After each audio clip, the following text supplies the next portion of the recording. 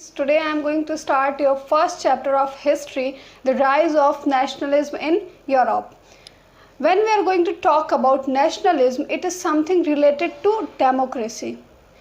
One nation, one rules, one tax, freedom, okay, constitutions, rules, regulations, extra जो भी taxes payment होती है उन सबको हटा देना, मतलब कि लिबरलाइजेशन, ठीक है, ग्रोथ, ये सारी चीज़ें हम नेशनलिज्म से के रिगार्डिंग पढ़ते हैं।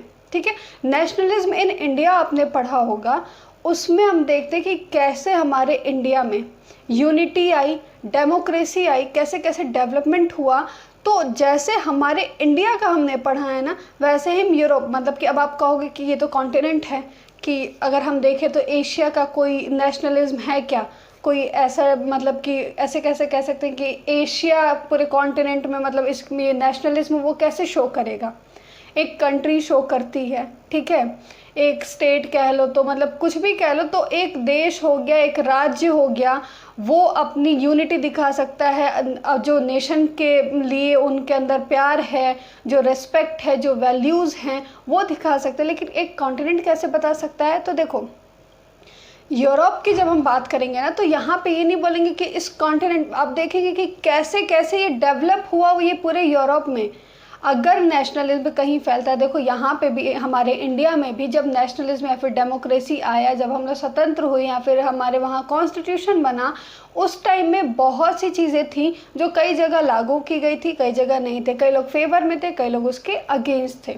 तो ऐसे ही यूरोप वाले कॉन्टिनेंट में भी हुआ था। वहाँ पे हम अब इस चैप्टर में अलग अलग उसमें पढ़ेंगे कि अलग अलग कंट्रीज़ में कैसे नेशनलिज्म डेवलप हुआ, ठीक है, कैसे सबके अंदर आया, डेमोक्रेटिक वाली जो फीलिंग है, डेमोक्रेसी, वो कैसे डेवलप हुई, कैसे आई, ये हम इस चैप्टर में डिस्कस करेंगे। अगर आपको याद होगा तो क्लास 9th में आपने पढ़ा होगा फ्रेंच रेवोल्यूशन, ठीक है। तो जो हमारा फर्स्ट टॉपिक है इस चैप्टर का, वो सबसे पहले changes during the 1789 French revolution, ठीक है। फ्रेंच रेवोल्यूशन के बारे में पढ़ोगे कि कैसे पहले, मतलब मोनार्किक सिस्टम था, राजा महाराजा वाला उनका रूल चलता था, ठीक है। धीरे धीरे क्या हुआ, उसको ख़त्म करते गए, ख़त्म करके किसकी तरफ बढ़े हम, एक डेमोक्रेटिक कंट्री बनाने के लिए सब लोग क्या हो गए, डट गए कि हमें ये रूल्स और रेगुलेशंस नहीं चाहिए, इसमें हम सभी लोगों के हित की बात नहीं होती है, ठीक है। तो यहाँ पे जो बात हुई, फ्रेंच रिवॉल्यूशन स्टार्ट किया और फ्रांस में ये चीज़ें हुई, और फ्रांस के बाद से धीरे धीरे जितने लोग थे, अब देखो कहीं एक जगह होता है कोई रूल्स रेगुलेशंस ऐसे है, तो एक डेमोक्रेसी की भावना, जो यूनिटी है, जो लोकतंत्र की भावना है ना, वो धीरे धीरे स्प्रेड होती रहती है हर जगह, ठीक है। जो लोग चाहते हैं कि हम लोग ऐसा करें, वो अलग अलग कंट्रीज़ में, फ्रेंच रेवोल्यूशन में भी आपने पढ़ा होगा, तो उसमें जो लास्ट में नेपोलियन बोनापार्ट जो थे, ठीक है, वो क्या करे, वो ही तो फिर से अलग अलग कंट्रीज़ में जाके वो बोले कि मतलब ये चीज़ें लागू करनी चाहिए, इससे हमारा देश आगे बढ़ेगा। और कहीं ना कहीं कि दूसरे कंट्रीज़ में अगर कोई रूल्स रेगुलेशंस फॉलो होते थे ना, तो लोगों को वो अट्रैक्ट करते थे कि ये हमारे वहाँ भी होना चाहिए। तो धीरे धीरे करके ऐसे ही फैलता गया, तो एक नेशन, जो यूनिटी कह लो, जो डेमोक्रेसी है, वो डेवलप हुई यूरोप में भी, ठीक है। तो बात करते हैं हम यहाँ पे फ्रेंच रेवोल्यूशन की। यहाँ अब भी इस चैप्टर में आपके वाले पार्ट में ये जो सेक्शन है पूरा फ्रेंच रेवोल्यूशन वाला, वो बहुत शॉर्ट में दिया, मतलब बहुत ज़्यादा डीपली एक्सप्लेन नहीं किया गया, क्योंकि क्लास 9th में आप पूरा पढ़े हो, ठीक है। अगर आपको नहीं समझ में आए, कोई भी डाउट हो, तो मेरे ही वीडियोज़ में आप जाके देखना, क्लास 9th का फ्रेंच रेवोल्यूशन मैंने पढ़ा रखा है आपको। वो अगर आपको नहीं याद है पिछले क्लास का, तो आप वो वीडियो जाके देख सकते हैं, ओके। तो जब भी हम फ्रेंच रेवोल्यूशन की बात करते हैं, तो जो लुई 16 थे, या फिर ये कह लो तो मोनार्की सिस्टम था ना, तो धीरे धीरे करके क्या हुआ, ये ख़त्म होते गया। और ये स्टार्ट हुआ कहाँ से, सबसे पहले स्टार्ट हुआ फ्रांस में, ठीक है, जो तभी उस रेवोल्यूशन को फ्रेंच रेवोल्यूशन नाम दिया गया। और ये कहीं ना कहीं क्या लेके आया, डेमोक्रेसी लेके आया, ठीक है, डेमोक्रेटिक भावना लेके, ये फीलिंग लेके आई लोगों के अंदर कि ये रूल ख़त्म करो, और एक ऐसा रूल जो सबके लिए चले, जो सबको माने, ठीक है, सबको इक्वल देखे, ठीक है, हमको कुछ फ्रीडम दो, हमारे पास भी कोई राइट्स होनी चाहिए। ये सारी चीज़ें कहाँ फ्रेंच रेवोल्यूशन के एंड तक धीरे धीरे क्या हो गई थी, डेवलप हो गई थी। France was under absolute monarchy. Monarchic system मैंने बताया कि एकदम वहाँ पे यही था कि जो भी वहाँ पे राजा महाराजा जो होते थे वो रूल्स बनाते थे, वो अपने हिसाब से कुछ लोगों को प्रायोरिटीज़ देते थे, किसी के पास नहीं होते थे, कुछ राइट्स नहीं होते थे, ठीक है। कुछ लोग मतलब स्पेशल कैटेगरीज में आते थे जिनको टैक्स वगैरह पेमेंट नहीं करना होता था, ठीक है। तो the revolution transferred the governmental power और ruling power from monarchy to French people और इट्स सिटीजन्स। जो भी हमारी गवर्नमेंट पावर थी, जो रूलिंग पावर थी, वो सारी किसको ट्रांसफ़र हो गई? हमारे फ्रेंच के सिटीजन्स को। तो ये कैसे हुई, ये तो डिटेल में आप पढ़ोगे, तो आप मेरे प्रीवियस वीडियोस जो हैं फ्रेंच रिवॉल्यूशन पे वो आप देख लेना।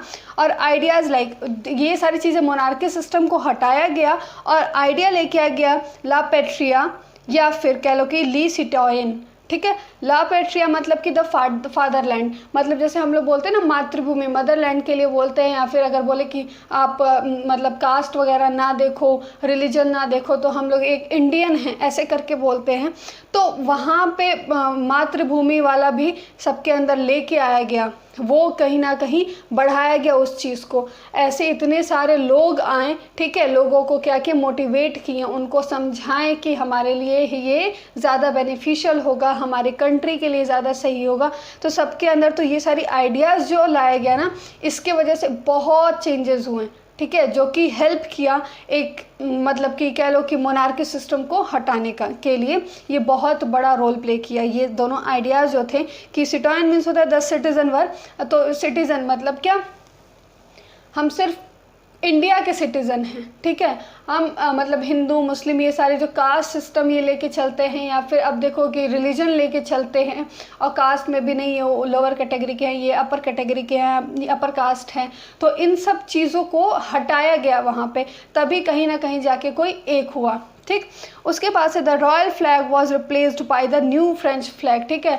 रॉयल फ्लैग जैसे कि देखो टाइम चेंज होता है, प्लेस चेंज होता है, लेकिन जो आइडिया, जो कंसेप्ट्स होते हैं ना, वो लगभग सेम होते हैं किसी देश के अंदर नेशनलिज्म लाने का या डेमोक्रेसी को डेवलप करने का। हमारे वहाँ भी देखो, पहले अंग्रेज़ जब थे तो फिर उसके बाद से उनको हटाया गया, कुछ रूल्स लेके आया गया, मतलब सारे लोग आए, कई नारा आप लोग सुने होंगे, ठीक है। कई लोग उस चीज़ के लिए जान दिए, लोगों को जगह जगह पे जाके उनको मोटिवेट करते थे, उनको समझाते थे, उनको अपने फेवर में लेते थे, जो अगेंस्ट रहते थे उनको समझाते थे। तो ये सारी चीज़ें होती थी। फिर हमारा फ्लैग आया, फ्लैग जैसे ट्राई कलर हमारा होता है ना, वैसे फ्रेंच में भी ट्राई कलर है। आप ये मुझे सर्च करके बताओगे कि कौन कौन से कलर्स होते हैं, ठीक है। तो एक नया फ्रेंच फ्लैग लेके आया गया। उसके बाद से national assembly was, national assembly पढ़े होगी। नेशनल असेंबली वहाँ पे क्या, एक असेंबली होती थी जहाँ पे डिसीजन लिया जाता था, सब कुछ किया जाता था। तो वो हटा के जो मतलब 3 स्टेट होते थे ना, स्टेट जनरल का नाम दिया गया, which was elected by the citizen. Finally rights क्या मिल गए कि जितने लोग हैं उसको मतलब लोकमत दिया जाएगा, लोगों के हित में वो खुद मत करेंगे, वो खुद इलेक्ट करेंगे, खुद कह लो कि देखेंगे कि हमारे लिए कौन बढ़िया है और उनको चुनेंगे, और वो उनके लिए क्या बनाएगा, रूल बनाएगा। A centralized administrative system was established, कह लो कि एक बिल्कुल जो एडमिनिस्ट्रेशन सिस्टम है ना, उसको सेंट्रलाइज किया गया, एक केंद्र बनाया गया, ठीक है, कि ये पार्ट जो है वो पूरा हर जगह हमारे रूल्स रेगुलेशंस को एडमिनिस्ट्रेट करेगा, ये सारी चीज़ें लागू कराएगा और ये सबके लिए होगा। उसके बाद से abolishment of internal customs duties and dues. अब देखो कि कुछ मतलब कंट्री में बहुत सारी जो ड्यूटीज़, एक्साइज ड्यूटी कह लो, कस्टम ड्यूटी जो ली जाती थी, कि मतलब एक पर्टिकुलर एरिया है तो उसमें आप यहाँ पे अगर जाओगे तो आपको टैक्स देना होगा, यहाँ पे ये वाला टैक्स देना पड़ेगा, यहाँ पे ये वाला टैक्स देना पड़ेगा। तो इसका मतलब क्या है कि लोग ना उसको नहीं, वो लोग समझो तो अपने आप को उस कैटेगरी से ना बाहर कर लेते कि नहीं, हम यहाँ पे तो बिजनेस नहीं कर सकते, नहीं हम वहाँ पे तो नहीं जा सकते, ठीक है। तो वो अपना देश है, इसकी फीलिंग उन लोगों को नहीं आती थी, ठीक है। कहीं ना कहीं कुछ कटा पिटा हिस्सा कि हाँ ये बस हमारा हिस्सा है, उनको वो ही अपना एक कह लो ना कि लिमिटेड एरिया डिफाइन कर दिया गया था कि आप इसी के अंदर रह सकते हो, ठीक। तो वो चीज़ें हटाई गई। जब दायरा हटाया गया ना, तब मतलब कि एज अ होल सबको लगा कि पूरे देश में, मतलब पूरी कंट्री पे हम लोग कहीं पे भी बिजनेस कर सकते हैं इजीली, मतलब कि वन नेशन वन टैक्स, जैसे हमारा जीएसटी लगता है, ठीक है। तो वैसी चीज़ें लेके आई गई कि लोगों को अपने आप को ये ना लगे कि मतलब कि अपने आप को अजम्पशंस में रखे वो, ठीक है, एक्सेप्शंस में रखे कि नहीं हम नहीं कर सकते, ये कोई और कर सकता है ये वाला काम, क्योंकि अगर हम करेंगे तो हमें इस तरह के टैक्सेस देने पड़ेंगे। तो वो चीज़ें हटाई गई। Uniform weights and measure were adopted, ठीक है, मतलब कि हर जगह हर बिजनेस के अकॉर्डिंग, मतलब जैसे हमारे वहाँ एक पर्टिकुलर हर चीज़ को नाप तोलने का एक मेज़रमेंट का कह लो कि एक कैटेगरी, एक स्केलिंग की गई है कि इसको इस चीज़ में हम कैटेगराइज करेंगे, वैसे ही वहाँ पे भी की गई। French become the national language, और उसके बाद से रीजनल, मतलब कि हमारे वहाँ भी बहुत सारी लैंग्वेजेस बोली जाती हैं। तो जैसे हमारे वहाँ भाषा को लेके जब संविधान बना, जब हमारे कॉन्स्टिट्यूशन बना, तो उस टाइम में लैंग्वेज को लेके भी था, 14 लैंग्वेज उस टाइम दिए गए थे, ठीक है। अभी इस टाइम में 18 हैं। तो इसमें क्या हुआ ना कि वहाँ पे भी रीजनल लैंग्वेजेस को बहुत सारे, उन सबको इग्नोर करके फ्रेंच को लैंग्वेज बनाया गया। फ्रेंच एक लैंग्वेज बना कि मतलब कि ये हर जगह आप इसको बोल सकते हैं। हमारा लैंग्वेज जो है वो क्या है, फ्रेंच है। अलग अलग, मतलब कि लोग अभी तक इंडिविजुअली जो काउंट किए जाते थे ना, वो अब ग्रुप हो गया, एक यूनिटी हो गई, एक नेशन बन गया, और यहीं से कहीं ना कहीं नेशनलिज्म बढ़ा। अब ये जो बढ़ा ना, तो ये नेशनलिज्म वाला जो फीलिंग है कह लो, और जैसे ग्रोथ किया फ्रांस, वो सबको, अदर कंट्रीज़ को भी बहुत ज़्यादा इफ़ेक्ट किया, बहुत ज़्यादा पसंद आया, और कह लो कि ये स्प्रेड हुआ पूरे यूरोप में। अब स्प्रेड होते होते मतलब कि स्प्रेड होके फ्रांस के यूरोप के अलग कंट्रीज़ में भी वो फैलने लगा। अब देखना लास्ट में, मतलब फ्रेंच रेवोल्यूशन अगर आप पढ़े होंगे तो उसमें क्या है कि जब स्टार्टिंग में हमारे जो राजा महाराजा थे, तो फिर से बहुत सारे लोग चेंज होते कि अब रूल ये करेंगे, अब रूल ये करेंगे, तो लास्टली जो आते हैं ना नेपोलियन बोनापार्ट, ठीक है, तो उनका ये जो था वो सारी पावर उनको दे दी गई थी कि मतलब अब आप इसको रेगुलेट करेंगे। तो उन्होंने, उनका जो था कि नेशनलिज्म जो है ना वो उसके फेवर में बड़े थे, और कहीं ना कहीं हर जगह उस चीज़ को वो फैलाना चाहते थे। वो लोगों को चाहते थे कि लोग इसको समझें और उसको मतलब कि अपने देश से, अपनी कंट्री से डिमांड करें कि हमारे कंट्री में भी ये चीज़ें हो। तो अलग अलग जाके वो इस चीज़ का कह लो कि प्रचार करते थे, प्रचार प्रसार मतलब एडवर्टीजमेंट लोगों को बताते थे, मोटिवेट करते थे, ठीक है। काफ़ी अच्छी कह लो कि लीडरशिप वाली क्वालिटी थी उनके अंदर, उन्होंने बताया, और कहीं ना कहीं ये जाके पूरी कंट्री में स्प्रेड हो गया।